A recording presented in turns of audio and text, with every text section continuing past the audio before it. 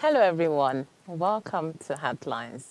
This is our show, our space where we look at everything relationship and love. I'm your host, Jacinta Powell, and tonight we are going to be looking at the stigma of divorce. And with me, I have two amazing people that are so dear to my heart. The first is our very own sex therapist, Precious Odin, and our very own handsome lawyer, Barrister Joe.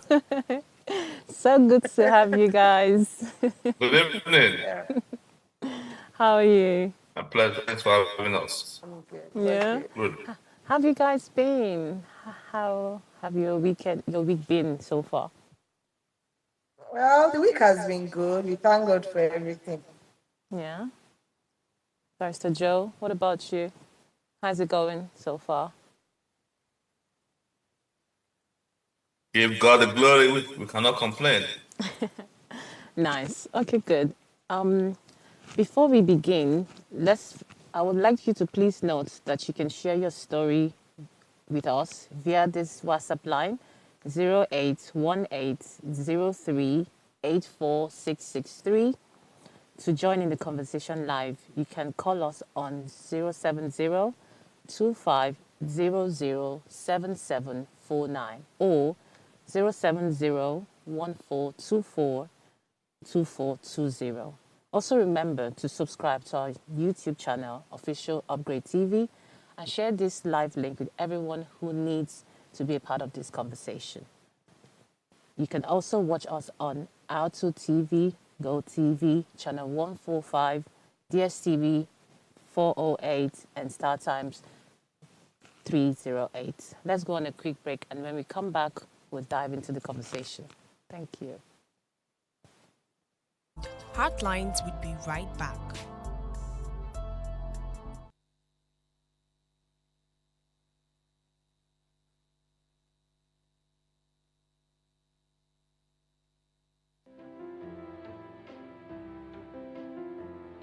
This season on Heartlines, we're committed to making a difference in people's lives. So Heartlines, in partnership with Reda Consult, is offering 12 free slots of counseling every quarter for people in need of professional counseling. Additionally, we're taking on 2 pro bono cases for individuals navigating a challenging divorce. To participate, please send an email to counsel@vedaconsult.com with your story. Our team will carefully review all submissions and will contact all the shortlisted candidates. Heartlines is live Mondays to Fridays at 10 p.m., so engage with us. Thanks for staying with us on Heartlines.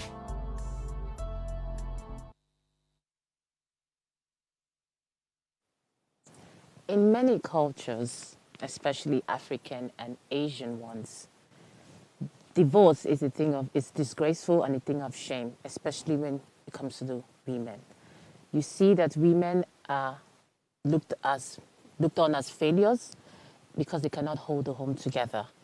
And tonight, I think that we are going to look at the different areas why this is the case, and also see if we can rewrite or rewire our minds towards what divorce is, and if you can maybe tilt it towards a path towards healing, and instead of shame, isolation, or discrimination.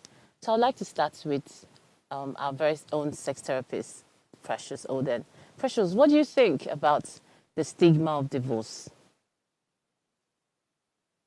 Really amazing that two people would get married and for whatever reason they get divorced, and the stigma lies with the woman.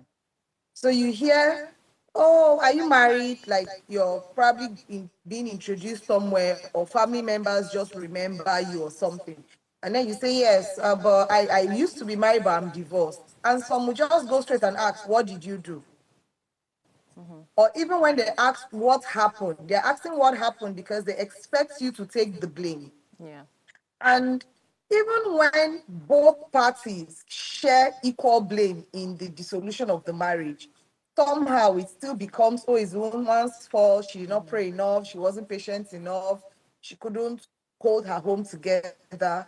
And in religious cases, it even becomes, oh, you have been condemned. You did not keep the religious law as a woman. Yeah.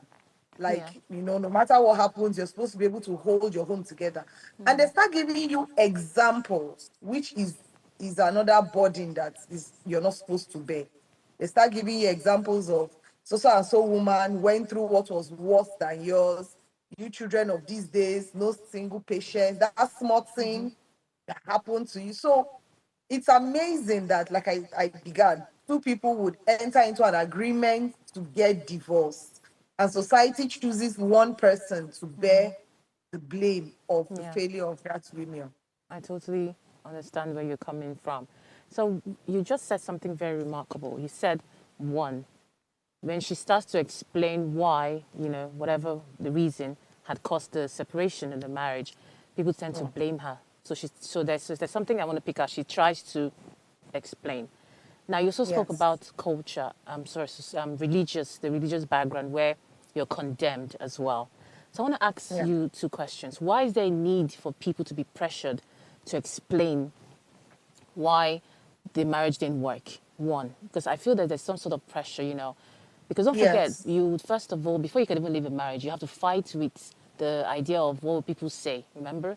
And I think Yes. that whole Yes. how what will people say would then maybe I don't know, would lead to people then thinking they need to explain it to everybody, every Tom, Dick, and Harry, who don't even Yes. care. So why is there pressure to always explain yourself when you already know that people are going to look at you as a failure regardless? And again, the mosque and the churches, yeah, are they not supposed to be a place for healing? Why is it a prison? Why is it a place of condemnation? Why is it that when people are divorced, they are subtly, like quietly relegated, put aside, you feel it in the way people talk to them, even being a member of certain groups in churches and so much more. So I'd like you to just, touch on that. So, because most societies live by set rules and regulations, um, so you see things like behave the way, behave nice so that you will get married someday. It is assumed that marriage should be the pinnacle of success, Yeah. especially as it has to do with a woman. So no matter what you have achieved in this life, no matter, the social impacts you have, the academic impact you have, if you're not answering Mrs. MRS to your name, you can be a professor, you can be a doctor. People just look at you like you're not complete. And we need to start reorienting the society that a human being is not defined by status, marital status to be precise. It's supposed to be by what your value and your worth is at that point in time. So because society lives by set rules and regulations, once you don't meet these their so-called rules and regulations, it's like you've fallen below standard.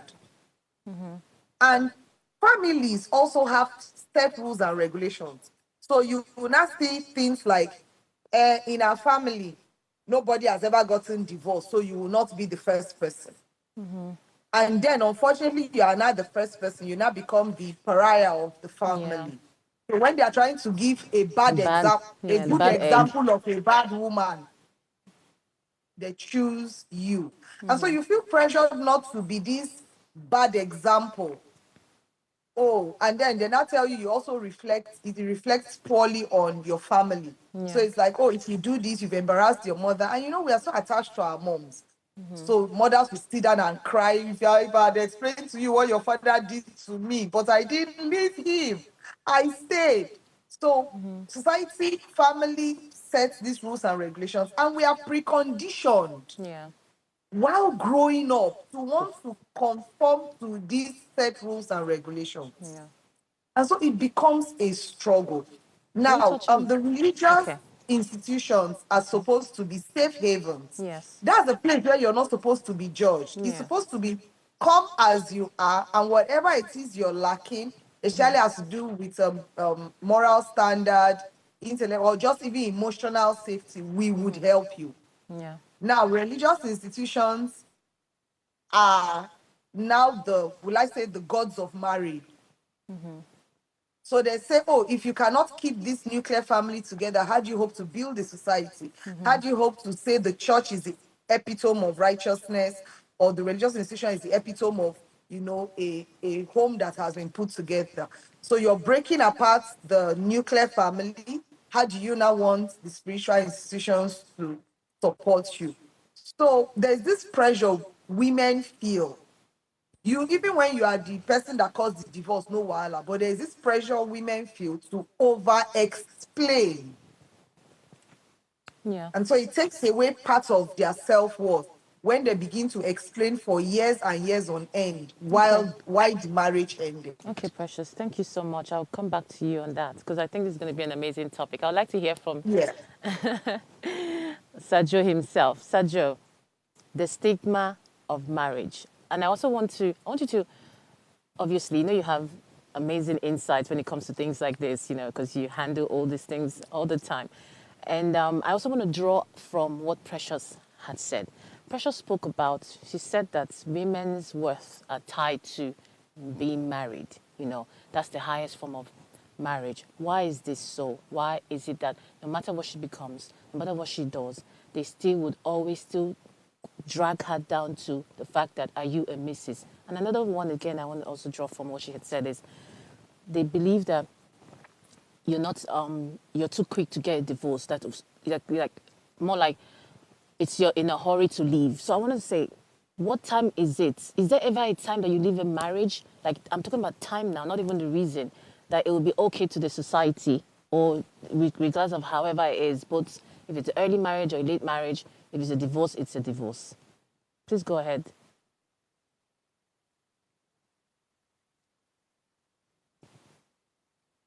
Please, can you unmute, please? I can't hear you. Yeah, thank you. I listened to my dear friend Precious. Yeah. But I was hoping that this discussion would be about stigmatization, post-dissolution of marriage, not selective stigmatization, or not anchored about the stigmas of women. I thought we were going to discuss as it impacts on both genders and not be selective in our discussion. That's why you're here, Dr. I do not think. That's why you're here.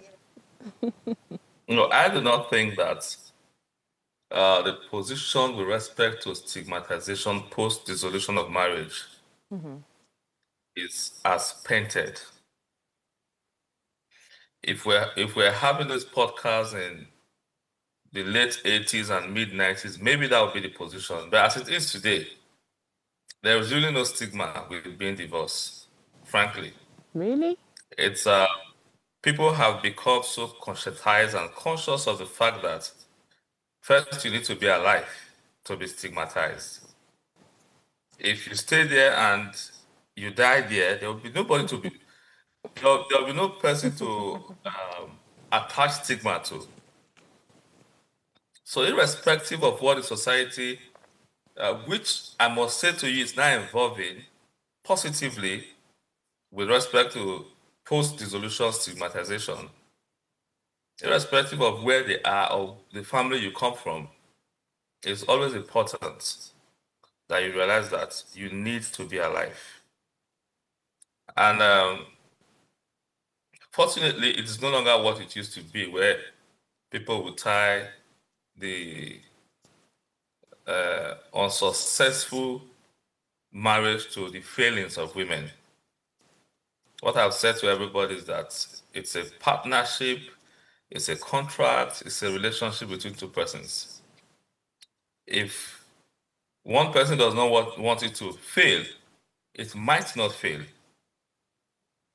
So at the end of the day, it is both parties that have elected and decided that this is not working.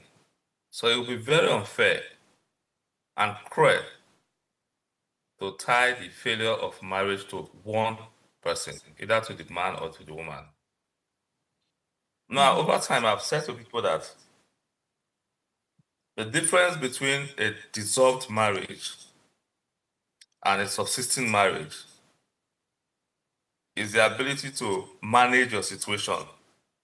Virtually everything that is the reason people go to God for dissolution of marriage exist in subsisting marriages. Just that this person whose marriage is working possibly is able to manage it better than the one who went to court for dissolution of marriage. So I'm not sure we are still at that place, at least in Nigeria and better part of the sub-Saharan Africa, where people still view dissolution of marriage as the fault of a particular gender. I'm not sure that's where we still are. And neither are people overtly stigmatized because they are divorced. Okay. All right. Sergio, I would say that you see our environment, plays it plays how we view life in general. You and I can say that maybe you don't think that people are stigmatized, women especially, when they walk out of the different marriages. You can say that, and I think you're saying it from a point of the people you hang around in the immediate environment, because there's so many other cultures in Nigeria. Let's use Nigeria since we said Africa and Asia, where it is disgraceful, it is a taboo, it is not allowed. It's either they use religion as a way to enforce it, or culture, or family dynamics, or whatever it is. People still suffer from this. We know that people are in toxic marriages and they cannot leave. We know that people are suffering. And let me just finish. I do not agree with you. No, let me finish, Sergio. What I'm saying is because we have the northern part of Nigeria. We know whether there's poverty. Wherever poverty persists, all of these things happen. All of this inhuman, putting women, segregating women, and of course, putting them aside. And women go through a lot. We cannot not say that it's not there. What am I saying is because when we are alive here, we are thinking about our daily lives, what people say, how am I going to get around, how am I going to eat, We are worried, we're overly cautious of so many things in our lives. It's only when you are dead that those things don't make any sense. And we can just say it as though, so when you're dead, but people don't see it that way. Because you know why? I'll say this. Are you telling me that when men are divorced, men are looked as eligible, while women are looked at condemned, used? It might not be in where we are right now and in our fancy apartments and our environment and friends, but it is there. Because I know of people who, if they are married and they have married friends, right? Once the other friend is divorced, you start seeing they don't want to hang around her anymore. It even happens just in close proximity, regardless of even how educated that we think that we are. Because in our minds, it's just there. Okay. Can I respond? Yes, please. Now, I need us to understand something. First and foremost, the process of dissolving marriages, traditionally and culturally, is faster and less stressful than it is under the Act. In most tradition in the southern part of Nigeria, it's just about return of bride price. And it's seamless. And the marriage is dissolved. In the Muslim North, because you made reference to northern Nigeria, in the Muslim North, it's just a proclamation by the husband.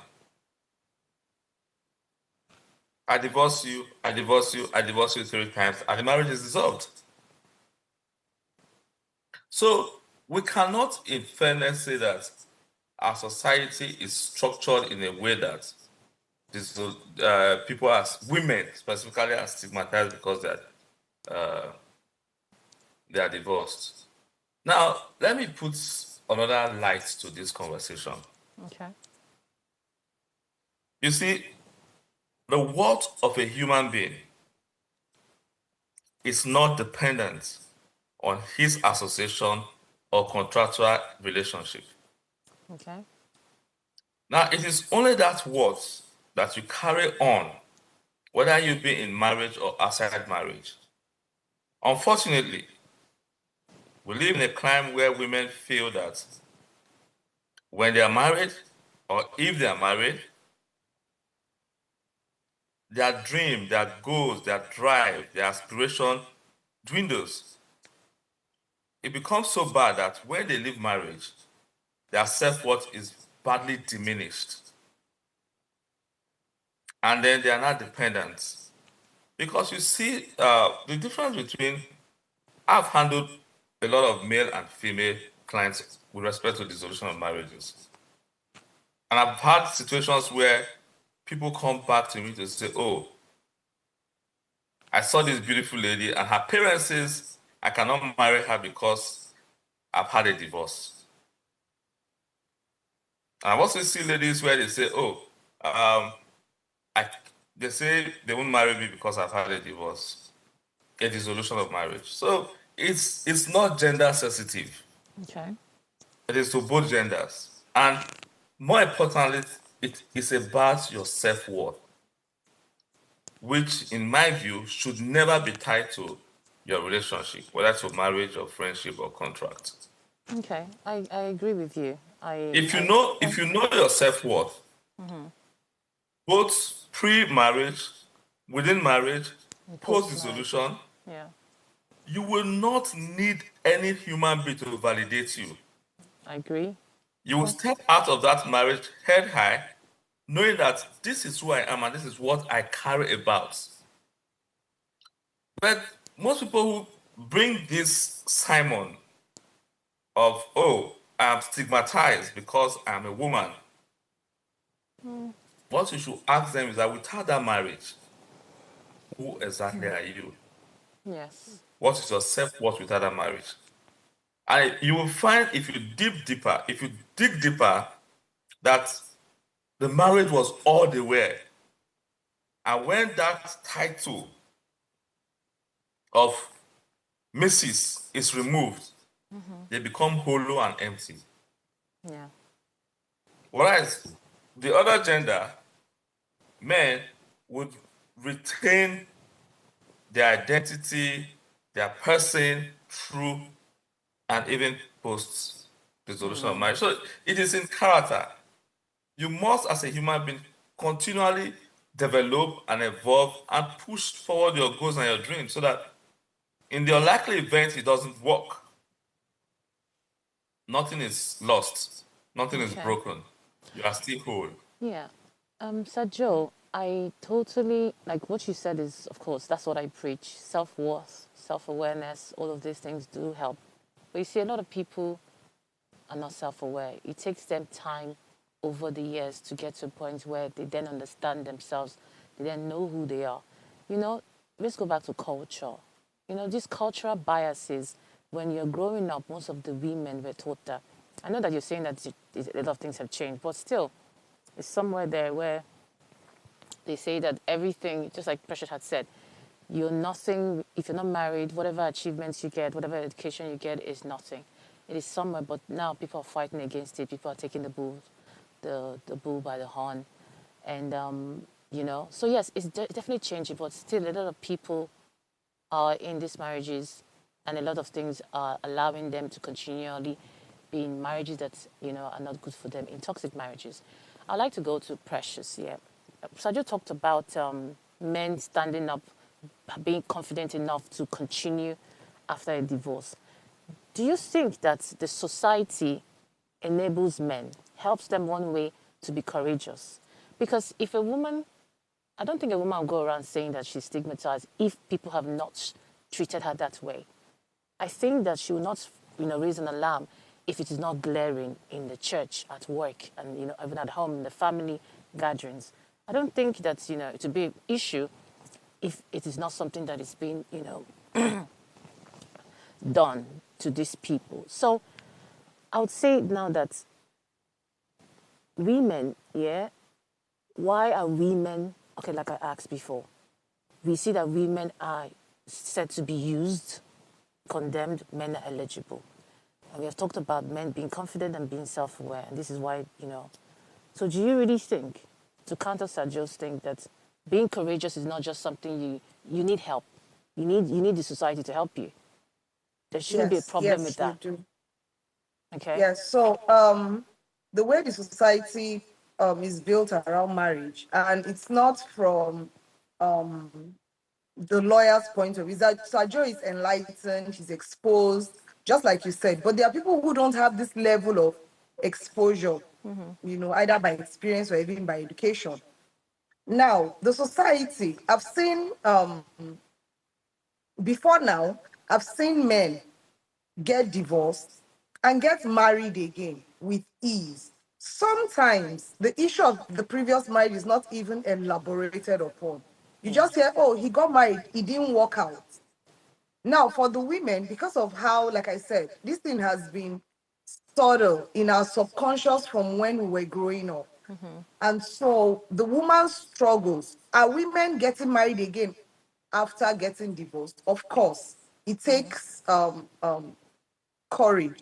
Now, if you look at an older woman, let's say a woman who was never married before, has been able to achieve so many things in life, that has gone through school or runs a successful business and has been doing it for years, and she marries when she has crossed 40.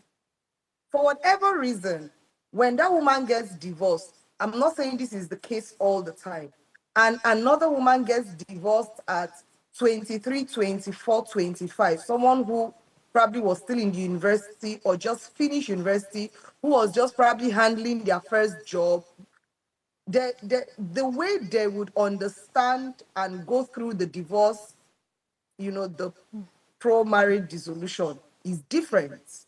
This other one who is advanced, who did not look on marriage as an achievement, who was busy achieving all other things until marriage, just happened to be one of the good things that happened in her life. As opposed to this other person who marriage, or like Sergio even said, women who all they ever thought about. There are women that if you ask them, what do you want to be? All they want to be is someone's wife. Now, by the time these ones get divorced, it is going to be more devastating to them because there was no, will I say, backbone, no structure that they could hold on to. Now, it also has to do with the dynamics of the family. There are families who will cut off from you completely, while there are some families who will stand by you and tell you, look, whatever you need, we would provide. So whatever the woman needs, they will provide in terms of emotional support, financial support. So we'll go as far as helping the woman get another job or start a business or relocating from one city to another. Does this happen to men also? Yes, but the percentage is not the same when it has to do with stigmatization. Is not the same like the percentage of stigmatization that happens to women. Okay. Are there women who will go through it and they are not even bothered? There are women who go through divorce and throw a divorce party, Yes. separation party. They celebrate the fact that they were able to walk out of these marriages. And there are some women who will go through that same thing and fall into depression or even write off love completely. So we're just saying that the percentage is not the same. Is it supposed to be so? No. Is there supposed to be any stigmatization attached to a failed marriage venture? No. But unfortunately, until we get to whichever enlightened state we want to get to as a country, it's going to be there. Is it being eradicated one family at a time? Yes. Yeah. But who suffers it more in terms of percentage? It's the women. That's just the truth. Okay. All right. That's really nice. I like the fact that you really you elaborated on the fact that women mostly are the ones who go through this stigma of the thing. We're not saying men don't experience such things, but women actually go, it's worse when it comes to that. All right. Let's go on a quick break, and when we get back, we'll talk more about this topic. The conversation continues. Stay tuned. Heartlines would be right back.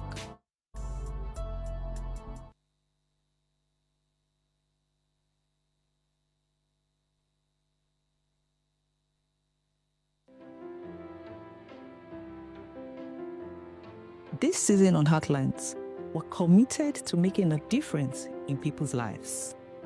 So Heartlines, in partnership with Reda Consult, is offering 12 free slots of counseling every quarter for people in need of professional counseling. Additionally, we're taking on 2 pro bono cases for individuals navigating a challenging divorce. To participate, please send an email to counsel@vedaconsult.com with your story. Our team will carefully review all submissions and will contact all the shortlisted candidates.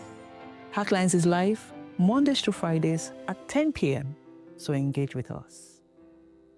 Tell us you're a Nigerian without saying a word.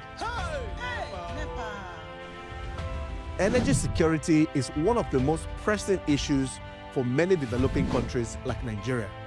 And if there's going to be any meaningful progress, addressing our energy issues is non-negotiable. I need to see light from my house. Make them do something. Band A is expensive. I literally have to turn off all my appliances just to reduce costs. We need light. Introducing the Energy Outlook, your go-to show for everything energy.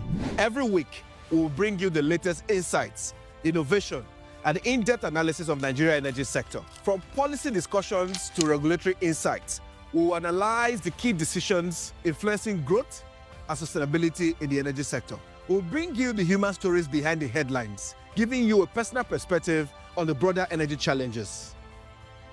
Join me every Friday at 6 p.m.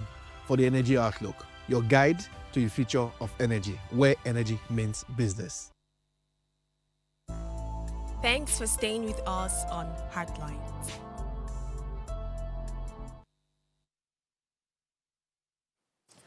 Glad to have you back on Heartlines. We are still discussing the stigma of divorce. And I'd like to throw a question to the audience. Will you stay in an unhappy marriage just for public interest? Okay then.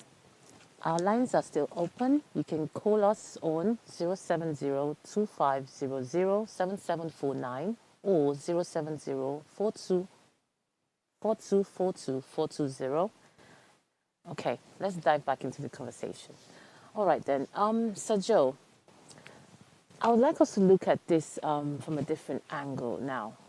We tend to say that till death do us part, what God has joined together, no one should put asunder.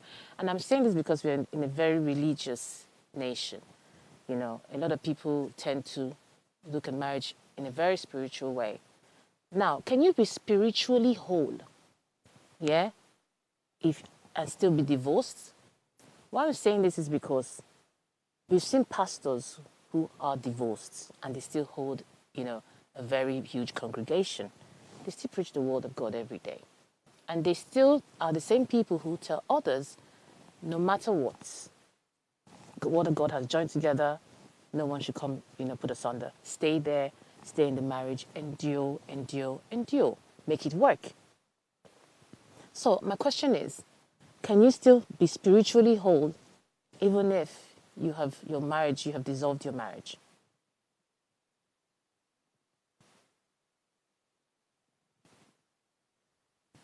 So I don't think I can hear you.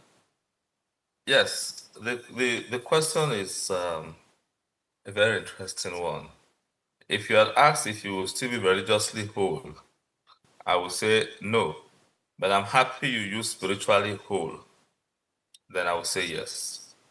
But before I delve into that, I want to quickly put forth a correction or situate this alleged stigmatization, gender sensitive, as put forth by you and my friend, Delicious.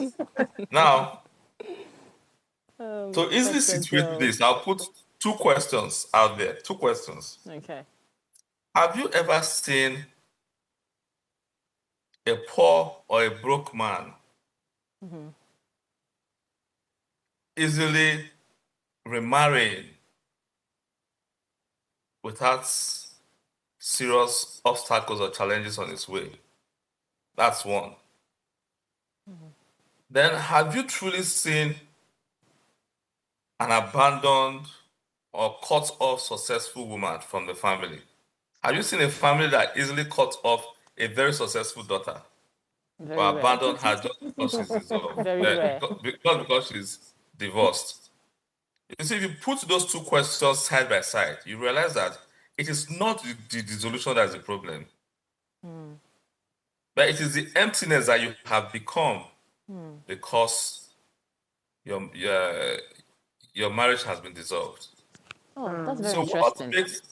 what makes people less attractive towards you or attracted towards you would be because of what you now are, either a burden or one who is predominantly sorrowful and unpleasant to be around. Whether you be male or female. So are you saying that? Now, yeah, should I continue or Okay, sorry, I just want to understand it better. So are you saying that it's not about being divorced now, it's about finances. It's about how highly placed you are mentally, physically, financially, it's and so much more. it's about your situation. It could be finances, it could be power, it could be relevance, it could be several things, you know. But you are not abandoned. That's why I just put those two things out. But can we look at it If from you another are, angle? Because I'm just trying to, it's not sitting well.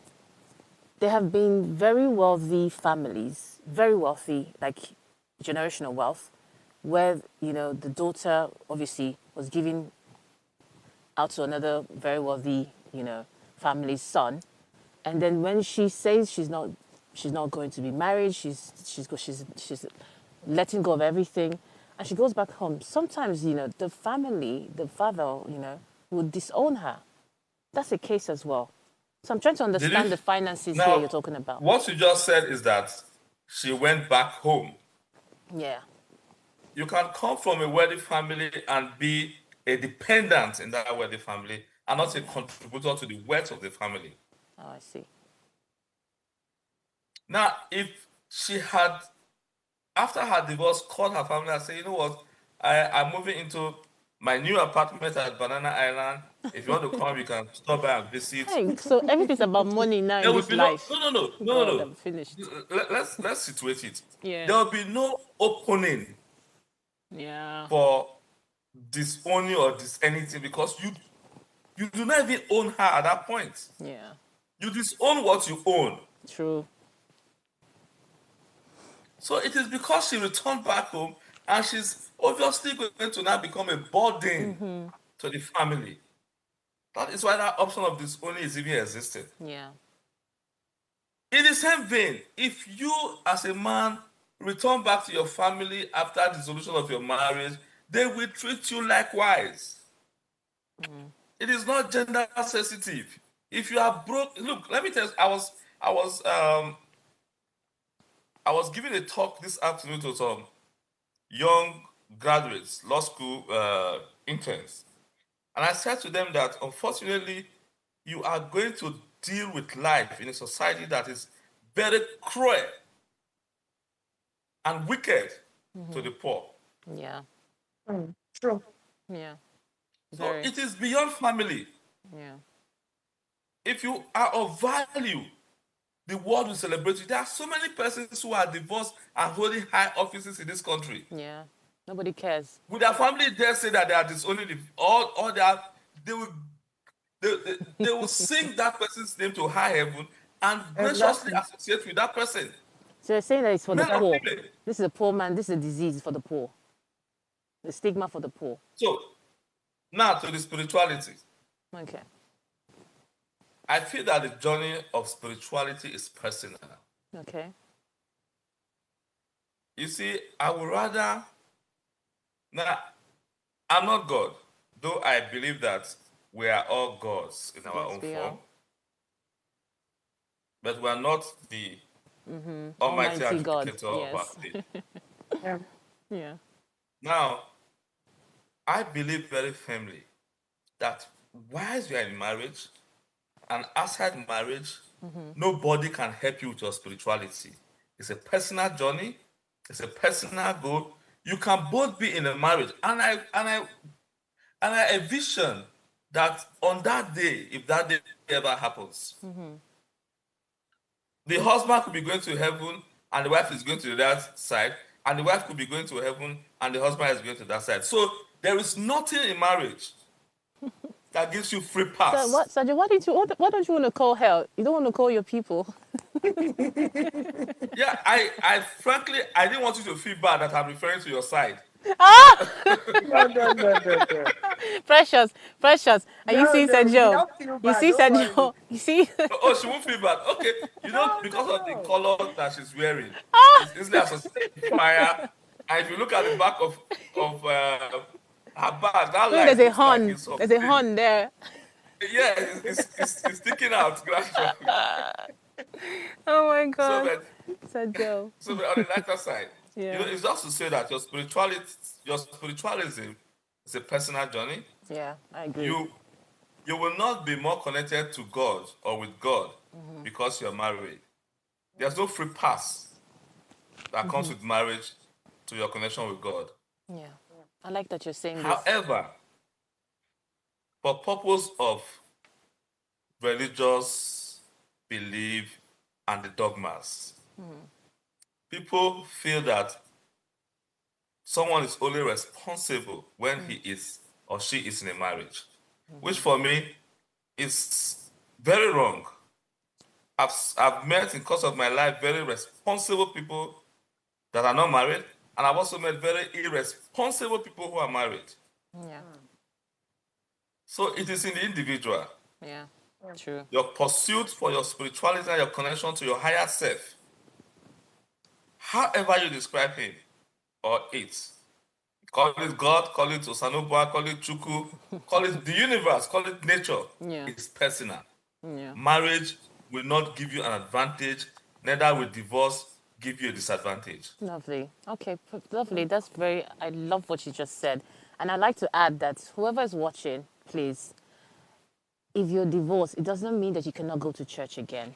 A lot of people, when they get divorced, they just automatically stop going to church because they feel some sort of shame. They get there, they feel isolated, they feel rejected. You don't have to. It's either if you cannot go to that church, you can go to another one. Because there's nothing wrong with you. There's nothing wrong, nothing absolutely wrong with you. You can go to your place of worship. And like Sajid just said, it's not about church. Don't make it religious. It's spiritual. It's something between you and God. Okay? Exactly. All right. Yeah. So, yes, on that note, I'd like to add, look at it from another angle with Precious. Precious, when a woman gets divorced or when, a man and a woman, when they dissolve the marriage, what about we're looking at the children now. You see, when a woman goes on her way, we tend to say that she's used and people say she's condemned. She has kids.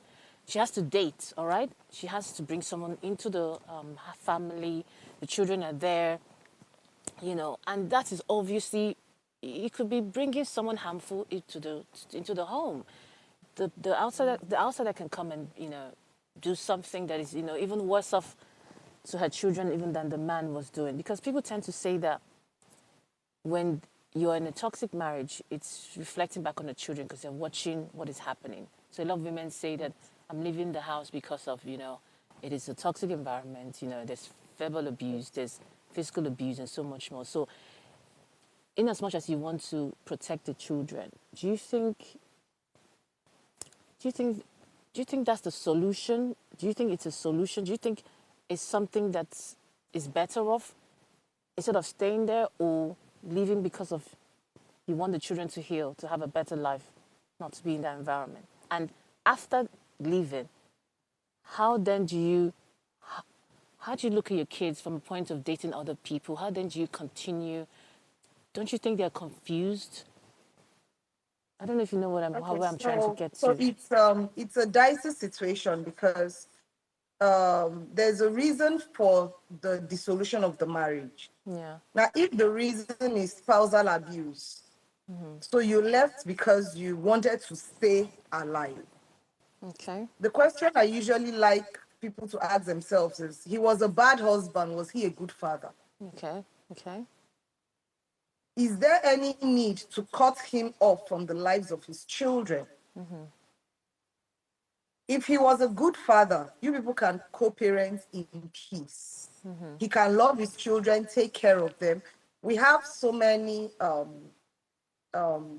divorced couples where the husband and wife probably don't even talk to each other, but the man has access to see the kids. Yeah. And in more recent times, we've even seen where men file for custody.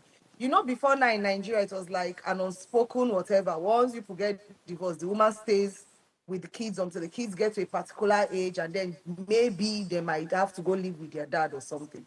But now we even have men who say, no, I don't want my kids to stay with, the woman.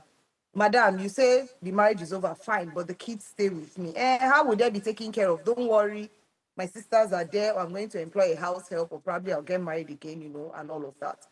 So it depends on why the marriage ended in the first place.